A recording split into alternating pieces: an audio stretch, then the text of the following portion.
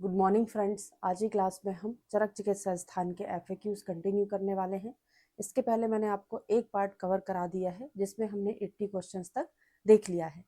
Next 81 question से आज से शुरू करने वाले हैं। चलिए शुरू करते हैं। क्वेश्चन नंबर 81 है, उन्माद में कौन से स्रोतस की दृष्टि होती है? तो उन्माद में मनोवह स्रोतस की दृष्टि होती है। उन्माद के साथ साथ अपस्मार और अतत्वाभिनिवेश, है ना, तीनों ऐसे डिसीज हैं जिनको मानसिक व्याधियां बोला जाता है। तीनों के तीनों में मनोवय स्रोतस दुष्ट होता है। उन्मादो कालो अनियतश्च, ऐसा कौन सा उन्माद है जिसका काल अनियत होता है? तो कौन सा? एक दोषज उन्माद होता है, एक आगंतुज उन्माद होता है। तो जो आगंतुज उन्माद होता है उसी को हम भूतज उन्माद बोलते हैं, भूतोन्माद बोलते हैं। उसका काल अनियत होता है, ना कि दोषज उन्माद का काल अनियत होता है। कल्याणक घृत महाकल्याणक घृत का रोगाधिकार क्या है? तो हमने जोड़े जोड़े वाली चीजें पढ़ी थी। कल्याणक महाकल्याणक, पुराण प्रपुराण, कहाँ पर है? ये उन्माद में है। पंचगव्य महापंचगव्य, ये कहाँ आता है? अपस्मार में।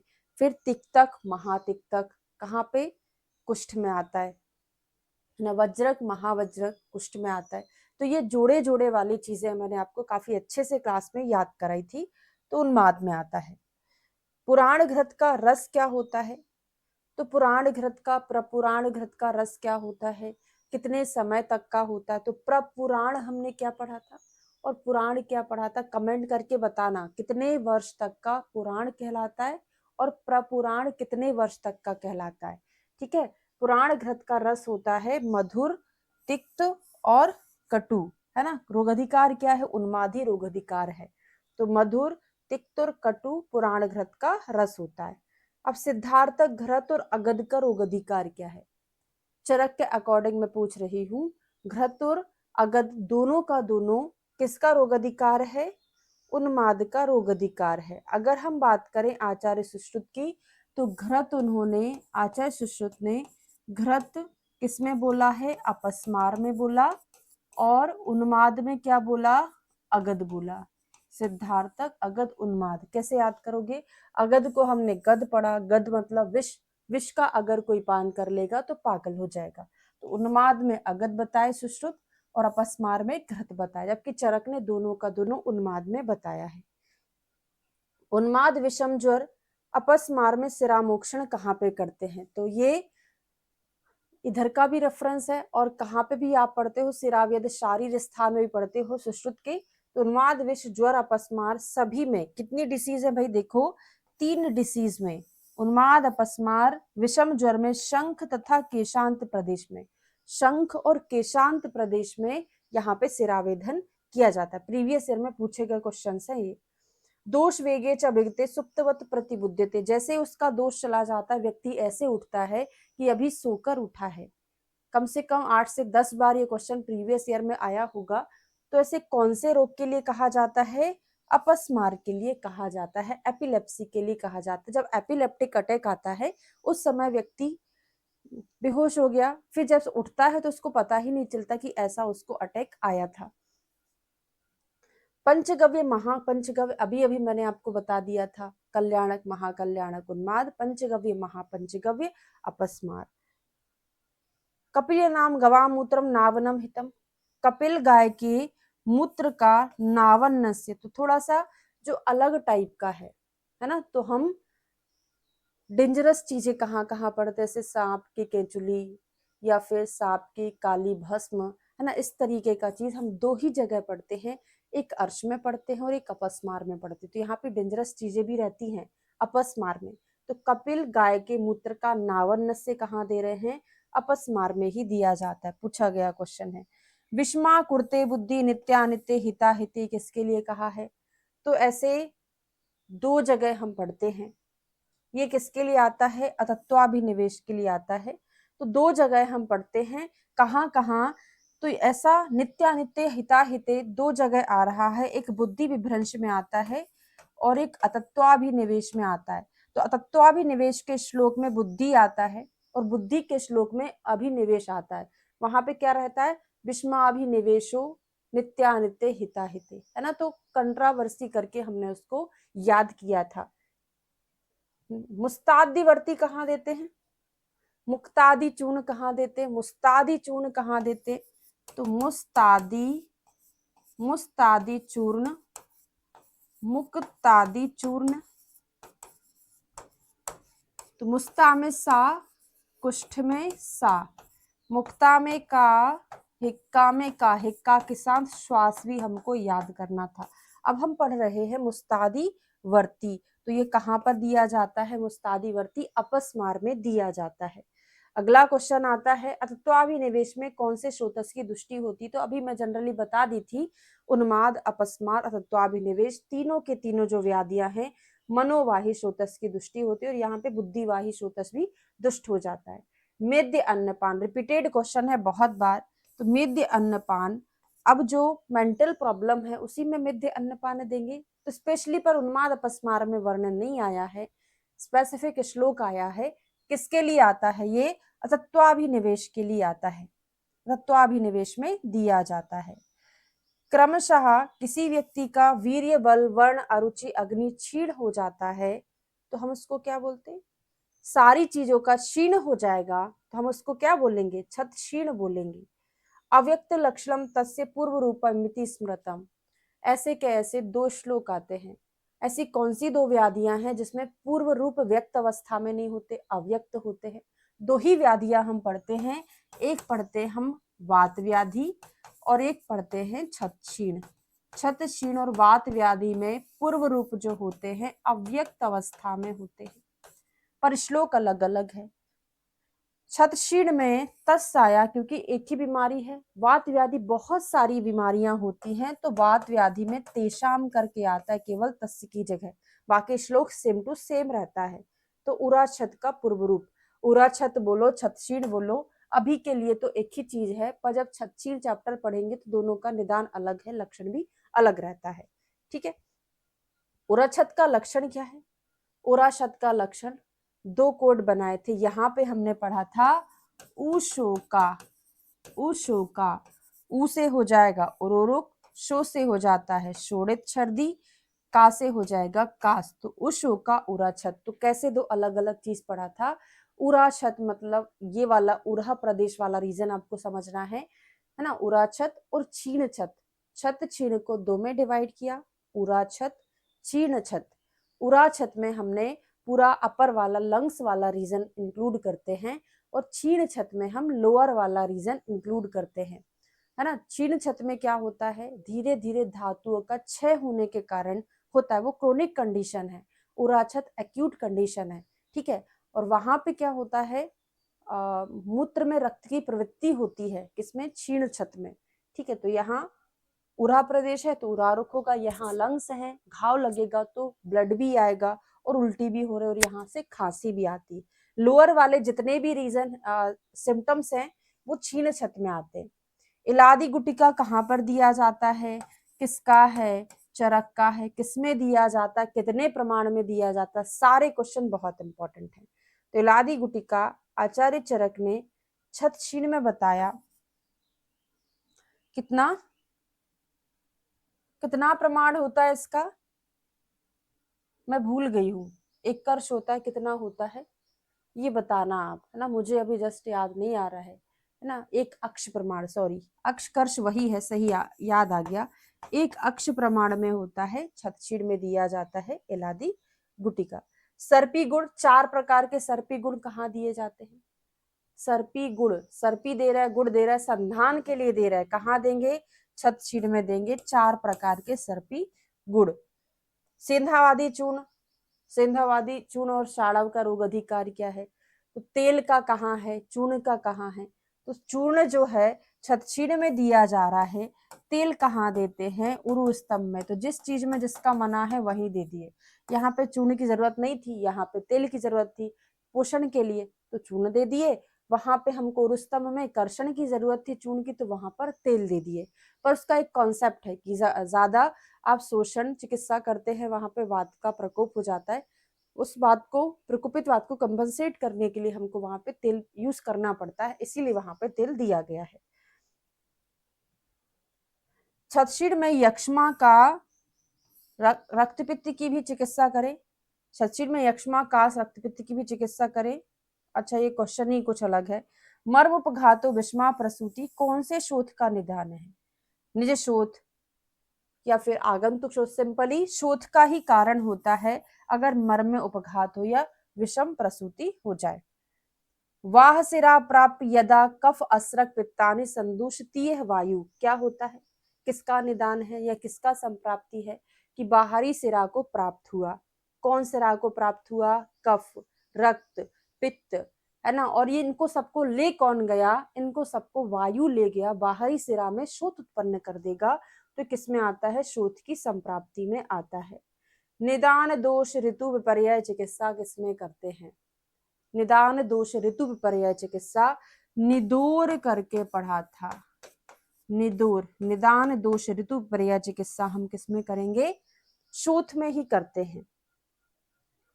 प्राग भक्तम उरुबुकम तेलम, बहुत इंपॉर्टेंट है। एआर का क्वेश्चन बना है, एआईए पीजीटी 2024 में आया था। क्या?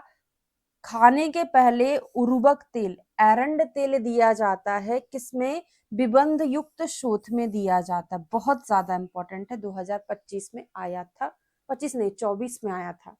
ठीक है, खाने के पहले एरंड तेल। एरंड तेल कहाँ पे काम करेगा? कॉन्स्टिपेशन में काम करेगा, तो विबंध युक्त शोथ में दिया जाएगा। फल त्रिकादि अरिष्ट किसमें देते हैं और क्वाथ किसमें देते हैं? तो फल त्रिकादि क्वाथ का रोग अधिकार क्या था? प्रमेह है। और फल त्रिकादि अरिष्ट का रोग अधिकार क्या है? शोथ है।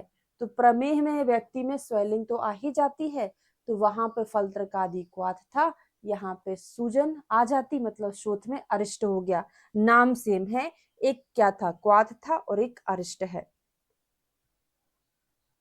चित्रघ्रत कहाँ देते हैं? तो चित्रघ्रत दो जगह हमने पढ़ा है, अभी केवल शोथ याद करो। और कहाँ पढ़ते हैं? उदर रोग में भी आता है। तो हम क्या बनाते हैं? उदर का एक चित्र बना लिए कि उदर, पेट बहुत मोटा हो गया है ना, ऐसे हमने एक चित्र बना लिया उदर का कि उसमें शोथ हो गया। तो शोथ उदर रोग दोनों में। अंतरगले घुर घुर कान्वितम, अंतरगले घुर घुर कान्वितम कहाँ मिलेगा? तो शालू नाम की लड़की है, उसके गले में कुछ तो प्रॉब्लम हो गई है, तो घुर घुर की आवाज आ रही है, तो यहाँ पे शालूक में। या गोपवीत प्रतिमा, या गोपवीत प्रतिमा कहाँ पर मिलता है? तो हमने क्या पढ़ा था? यज्ञोपवीत मतलब होता है जनेऊ। तो जनेऊ जहां जहां डालते हैं उसी उसी डायरेक्शन में उसको ब्लिस्टर्स हो जाते हैं। तो ये किसका है? हर्पीस जूस्टर, जिसको हम आयुर्वेदा में क्या बोलते हैं? कक्षा बोलते हैं। क्या? कक्षा बोलते हैं।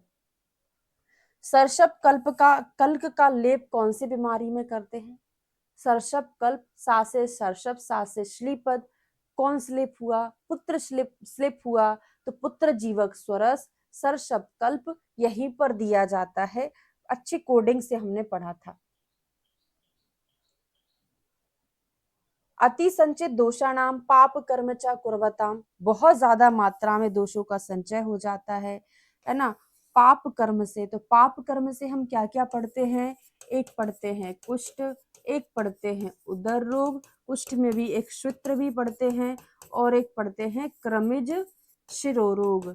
ये सब पाप कर्म से उत्पन्न होते हैं, 3-4 बीमारियों के अंतर्गत आता है। तो इसका आंसर लेकिन उदर है, क्योंकि उदर में ही दोष बहुत ज्यादा मात्रा में संचित हो गए, तो उसने उदर रोग को उत्पन्न कर दिया। भुक्तम विदते सर्व जीर्णा जीर्ण नावेत्ति, तो उदर रोग का पूर्व रूप और लक्षण हमने क्या याद किया था? प्रेग्नेंट लेडी से हमने जो याद किया था वो उदर रोग का पूर्व रूप था, और प्रसूता से आफ्टर डिलीवरी जो हमने कोरिलेट किया था वो लक्षण से पढ़ा था। पूरा आपको याद आ रहा होगा, क्लास में पढ़ाया था। तो प्रेग्नेंट लेडी में क्या होता है? खाना पच रहा है कि नहीं पच रहा, उसको ज्ञान ही नहीं होता, खाया जाती है, एसिडिटी हो जाती है। तो भुक्तम विदहते उदर रोग का पूर्व रूप है। ऐसे ही मैंने आपको ग्रहणी भी सेम कॉन्सेप्ट पे याद कराया था, उदर रोग का पूर्व रूप। वैसे हमने ग्रहणी का पूर्व रूप प्रेग्नेंट लेडी, प्रसूता से ग्रहणी का लक्षण याद किया था।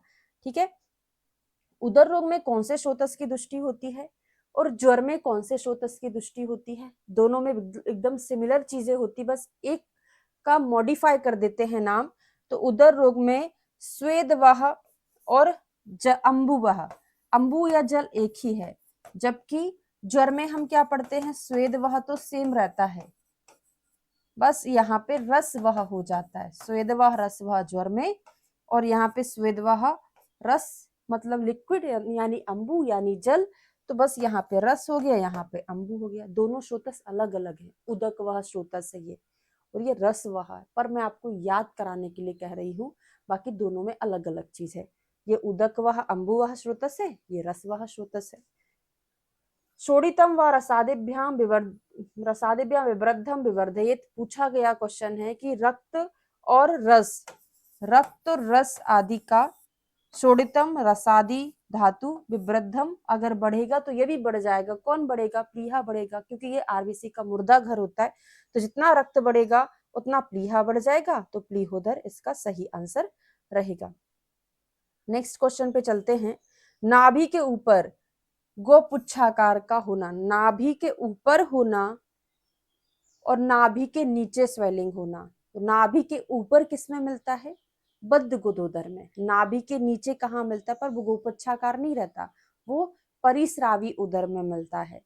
ठीक है, तो नाभि के ऊपर बद्ध गुदोदर में मिलेगा। शिरा अंतर्धान गमनम, अगर एक एसाइटिस का पेशेंट है, पेट बहुत पानी भरा हुआ है, तो सिराएं दिखेंगी क्या? नहीं दिखेंगी। तो ये अजातोदक होगा कि जातोदक होगा? जातोदक, जिसमें पानी भरा होगा, सिराएं नहीं दिखेंगी। सिराजाल गवाक्षितम, सिराजाल दिखाई देगा, कब दिखाई देगा? जब पानी नहीं भरा होगा तो सिराएं दिखाई देंगी, है ना। तो वो किसमें मिलता है? बद्ध गुदोदर मृत्यु कारक कब हो जाता है? बद्ध गुदोदर अगर 15 दिन बाद कैसा हो जाता है? मृत्यु कारक हो जाता है। सदा गुड़गुड़ाए सिराजाल गवाक्षितम, अभी अभी मैंने बताया। सिराजाल कब दिखाई देगा? जब पानी उसमें कम होगा, उसको हम अजातोदक की कंडीशन बोलते हैं। अगले क्वेश्चन पे चलेंगे। नित्यम एव विरेचेत, नित्य विरेचन, बहुशो विरेचन कहाँ पर आता है? तो अगर पेट की प्रॉब्लम है तो नित्य विरेचन आप करा सकते हैं। नित्य विरेचन, बहुशा विरेचन, नित्य विरेचन चरक का टर्म है, बहुशा विरेचन सुश्रुत का टर्म है। उदावर्तहर वातनाशक चिकित्सा किसमें करते हो? उदावर्तहर और वातनाशक बहुत इंपॉर्टेंट है। तो हमने क्या पढ़ाया था आपको? बद्ध गुदोदर यानी गुदा बद्ध हो गई है, तो वहां से वायु का निर्गमन नहीं हो रहा है, वायु ऊपर ऊपर जाएगी तो उदावर्त कर देगी। तो बद्ध गुदोदर में लक्षण हमको उदावर्त मिल रहा है, इसीलिए हम उसमें उदावर्तनाशक चिकित्सा करेंगे और वातनाशक चिकित्सा करेंगे। जातम जातम जलम श्रावयेत किसमें मिलेगा? पूरा पढ़ के समझ में आ रहा है कि जलोदर में मिलेगा? नहीं, किसमें मिलेगा? जलोदर में हम ऐसा थोड़ी ना करते, उसमें तो हम इकट्ठा पानी निकाल रहे हैं पर थोड़ा थोड़ा करके, पर ये कंफ्यूजन हमको कर देता है जलोदर से। पर ये किसका है? छिद्रोदर का है। एक मटका है, उसमें छोटे छोटे छिद्र हैं, उसमें हम बोलेंगे जातम जातम जलम श्रावित, थोड़ा थोड़ा करके पानी निकलता रहता है छिद में से, तो छिद्रोदर में मिलता है। जलोदर की चिकित्सा क्या है? जलोदर में हम कौन सी चिकित्सा करते हैं? अष्टविध शस्त्रकर्म में क्या करते हैं? भेदन करते हैं, वेधन करते हैं, पंक्चरिंग करते हैं। ओके, दीपन चिकित्सा भी है, और यहाँ पे कौन सी चिकित्सा होती है? वेधन भी करते हैं ना। मूत्र वृद्धि में, जलोदर में क्या करते हैं? वेधन, ट्रोकार कैनुला से पंक्चरिंग करते हैं। वेद्य में आता है ना, दीपन भी करते हैं। पटोल मूल आदि नारायण चूर्ण का रोगाधिकार क्या है? पटोल मूल आदि इतना इंपॉर्टेंट नहीं, नारायण चूर्ण बहुत इंपॉर्टेंट है।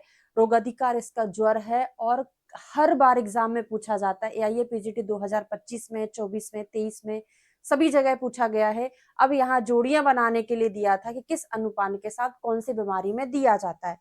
तो रोगाधिकार उदर रोग है, पर अलग अलग अनुपान के साथ और बीमारियों में भी दिया जाता है। सर्वधातु क्षयार्ता नाम देवानाम अमृतम यथा, किसके लिए आया है? कि सभी धातु का क्षय हो गया है उसमें, और देवों के लिए अमृत के समान कहा गया है। तक्र के लिए कहा कि दुग्ध के लिए कहा? तो उदर रोगों में ये किसके लिए आया है? ये दुग्ध के लिए आया है ना। उदर रोगों में दुग्धपान के लिए कहा गया है। क्रियाणाम ध्रुव मृत्यु क्रियाणाम असंशयो भवेत् किसमें आता है? तो चरक ने क्या बोला है? दूष्योदर, दूष्योदर या दूष्योदर को ही हम क्या बोलते हैं? सन्निपातज उदर रोग। सुश्रुत ने और बाघभट्ट ने अश्मरी के लिए कहा है।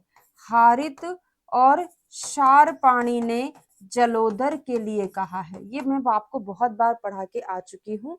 तो यहाँ पे सन्निपात उदर रेफरेंस दे के पूछा जाएगा वैसे एग्जाम में क्वेश्चन। अभी चरक का सीरीज चल रहा है इसलिए मैंने रेफरेंस नहीं दिया है ना। इससे ये नहीं समझना कि चरक के अकॉर्डिंग जाएगा, ठीक है। रेफरेंस देके पूछा जाएगा।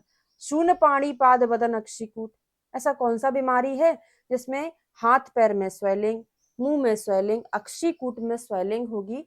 तो कहाँ मिलता है हमको? ये सहज अर्श में मिलता है, सहज अर्श में आता है। अगला क्वेश्चन है दीर्घकाल अनुबंधी कौन सा रोग है? दीर्घकालानुबंधी, कितने फेमस क्वेश्चन है। दीर्घ रोगाणाम, दीर्घकालानुबंधी, तो ये किसके लिए आता है? कफज अर्श में आता है। ग्रहणी पांडु उदर रोग से पीड़ित होने की आशंका अर्श का पूर्व रूप है कि लक्षण है? साग करके याद कराया होगा, सगुपा याद कराया होगा, है ना। तो ये अर्श का पूर्व रूप है। ग्रहणी पांडु उदर रोग से पीड़ित होने की आशंका रहती है। अर्श का कॉम्प्लिकेशन क्या होता है? अगर बहुत सारे अर्श हैं तो वात का लुलोमन नहीं हो पाएगा, गुदा बद्ध हो जाएगी, आगे जाके उदावर्त हो जाएगा। तो अर्श का कॉम्प्लिकेशन बद्ध गुदोदर होता है। तक्रारिष्ट कनकारिष्ट कहाँ दिया जाता है? स्पेशली तक्रारिष्ट का वर्णन अर्श में ही आता है ना। बाकी और जगह भी दिया जाता है। तक्रारिष्ट हो, कनकारिष्ट हो, शाह वाला तो अर्श में दिया जाता है। अगला क्वेश्चन आता है 130 नंबर का, पिच्छावस्थी। तो पिच्छावस्थी कहाँ देंगे? जहां पे स्राव हो रहा है रुकाने के लिए और अर्श में। तो अर्श अतिसार में पिच्छावस्थी, और बाकी ग्रहणी वगैरह सभी में आता है।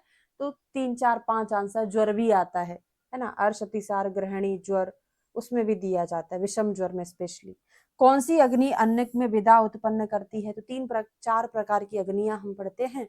मंदाग्नि विदाह करती है, ठीक है। तीक्ष्णाग्नि क्या करेगी? भोजन को जल्दी पचा देगी। और विषमाग्नि विषमता उत्पन्न करती है। तो मंदाग्नि या दुर्बल अग्नि क्या करेगी? अन्न में विदा उत्पन्न करती है। गद्दी सर्वरसानाम, ये पीजीटी 2025 में क्वेश्चन पूछा गया था। सभी रसों को खाने की इच्छा कौन सी ग्रहणी में होती है? वातज ग्रहणी में। सभी प्रकार के रसों को सेवन करने के कारण कौन सा योनि व्यापद होता है? सन्निपातज योनि व्यापद होता है। इसका आंसर वातज ग्रहणी। अब जीर्णे जीर्यति चाध्यमानम, खाना जीर्ण हो रहा है, पच चुका है, आध्यमान हो जाता जैसे भोजन होता है, स्वस्थ का अनुभव होता है। ये क्या है? ये वातज ग्रहणी में मिलता है। आकृष्यस्यापि दौर्बल्यम कई बार एग्जाम में पूछा गया है। वैसे तो ग्रहणी के सामान्य लक्षण में हम दुर्बलता पढ़ते हैं, पर एक ऐसी ग्रहणी भी है जिसमें व्यक्ति बिना पतले के दुर्बल हो जाता है ना। वैसे तो हमने कृष्णता पढ़ी है ग्रहणी में, पर ऐसा एक और बीमारी जिसमें बिना दुबलेपन के बिना दुबलेपन के दुर्बलता मिलती है, वो कफज ग्रहणी में मिलता है। इसमें कफज ग्रहणी में ग्रहणी दोष की संख्या 3 और ग्रहणी के भेद कितने होते हैं? तो ग्रहणी के भेद होते हैं 4, वातज पित्तज कफज और सन्निपातज। शरीर अनुगते सामे रसे लंघन पाचनम, किसका चिकित्सा सिद्धांत है? लंघन पाचन कब कराएंगे? जब सामता रहेगी। तो ये कहाँ? ग्रहणी की चिकित्सा में पढ़ते श्लोक में आया। चित्रकादिवटी नागराध्य चूर्ण तक्रारिष्ट, तो अर्श में भी तक्रारिष्ट, ग्रहणी में तक्रारिष्ट। उदर में नारायण, यहाँ पे नागराध्य। नाग देवता की पूजा कौन करता? ग्रहणियां करती।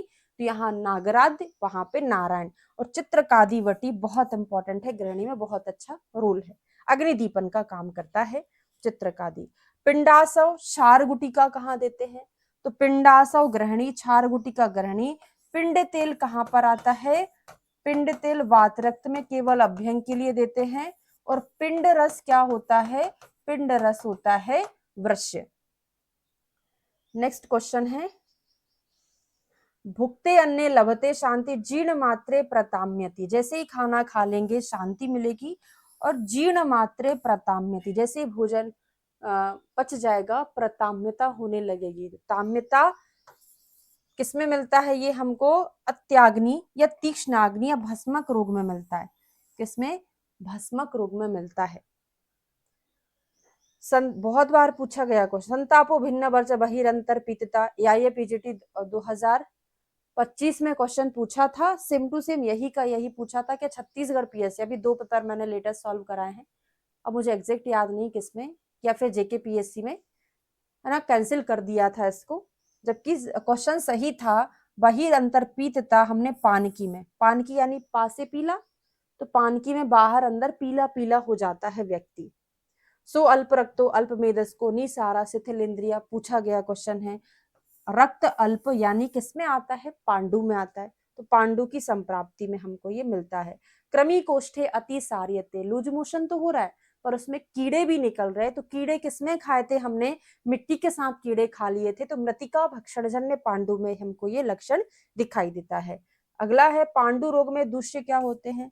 तो माता ममता, ऐसे हमने पढ़ा था, या मारत मारत मार, मांस रक्तुर त्वचा, मारत मांस रक्त त्वचा मारत हो गया। भेक वर्णो हतेन्द्रिय किसमें आता है? तो भेक वर्ण मेंढक के समान होना किसमें मिलता है? कामला में मिलता है। मृदु भी तिक्तई विरेचने, एआईपीजीटी 2025 में क्वेश्चन पूछा गया है, निम्न में से कौन सा? 2 कथन दिए थे कि पांडु में तीक्ष्ण संशोधन कराते हैं और कामला में तीक्ष्ण विरेचन कराते हैं। कथन सेकंड गलत था, क्योंकि कामला में मृदु कराते हैं, है ना। तो मृदु भी तिक्तिक क्वेश्चन वही रहते, बस उसको मॉडिफाई कर दिया जाता है। इससे आप घबरा जाते हो कि एआर का क्वेश्चन आ रहा है, वो तो और ज्यादा सरल रहता है, क्योंकि आपको 2 में से ही पसंद करना रहता है। यहाँ पे तो 4 ऑप्शन होते हैं एमसीक्यू में, ठीक है। तो मृदु भी तिक्ति कामली तु विरेचने। नवायस चूर्ण योगराज का रोग अधिकार क्या है? तो नवायस चूर्ण रोग अधिकार पांडु, योगराज का पांडु, गुग्गुल नहीं है, योगराज है ये। कहां पर? पांडु। या ये पीजीटी 2025 में योगराज से क्वेश्चन पूछा गया था, एक श्लोक से क्वेश्चन पूछा गया था। श्लोक नंबर देख लीजिएगा, जहां पे योगराज दिया है उससे नीचे से तीसरी लाइन का सेकंड हाफ, तीसरी या चौथी का सेकंड हाफ पूरा सर्व अग्रयम करके जो क्वेश्चन था वो पूछा है। तिलपिष्ट निभम 2 प्रकार की कामला, शाखाश्रित कोष्ठाश्रित। जब शाखाओं में चला गया पित्त, तो कोष्ठ से पित्त नहीं निकल रहा है, तो तिलपिष्टि निवम श्वेत कलर का मल त्याग करेगा, वो शाखाश्रित कामला में करता है। कफहर चिकित्सा कहाँ करेंगे? पित्त कफम हरई जयित बोलते हैं उसको, तो ये कहां पर करते हैं हम? शाखाश्रित। पित्त कफ हरम जयित करके आता है। हलीमक में कौन सा दोष होता है?